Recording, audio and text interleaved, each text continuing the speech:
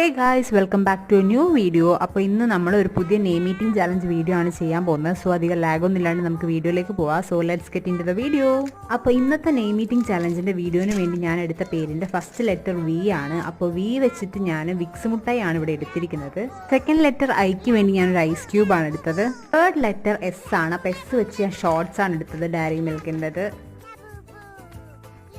Fourth letter H ആണ്. അപ്പോൾ എച്ചിന് വേണ്ടി ഞാനിവിടെ ഹോർലിക്സ് ആണ് എടുത്തത്.